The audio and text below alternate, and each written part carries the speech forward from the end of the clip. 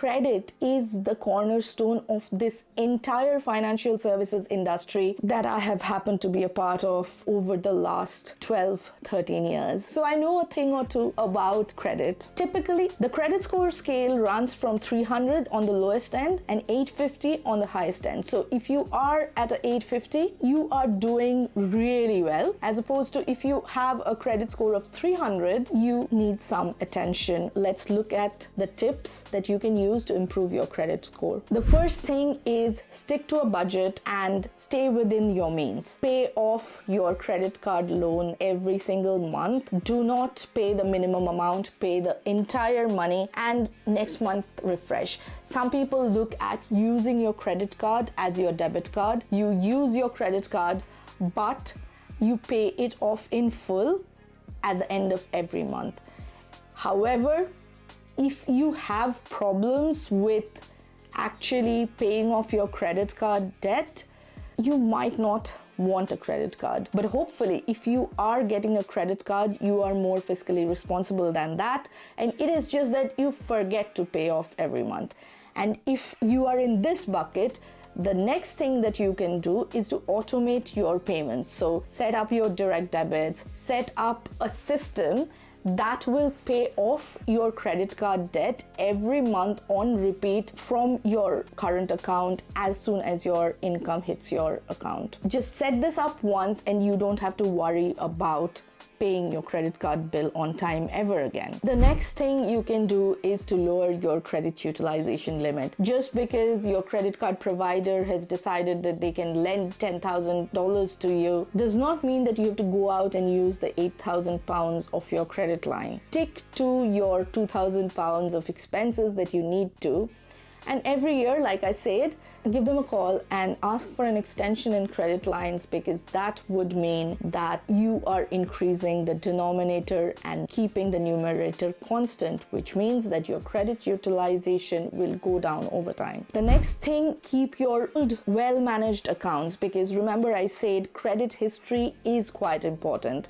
And if you have well-managed accounts, you've been with a particular credit card provider for a very long time, and you have shown that you can pay off your debt every month regularly for 5 years, 10 years, 20 years, that has a tremendous impact on your credit score. So keep these well-managed accounts running, because they are like the elders of your credit history. The next thing is to not change up your credit lines very often. So don't start taking out new credit cards just because you can, because new credit cards imply that you are in need of credit and you are not being able to get the credit from other places. It also leaves a footprint on your credit history, which can likely impact your credit score negatively. The next one is an interesting one. Register to vote. Even if you are not considering voting, register to vote for your credit history. Though you probably should be considering voting because it's your legal right and duty, but I'm not going to talk about that. But your name and address on the electoral register helps credit agencies validate who you are indeed and where you live.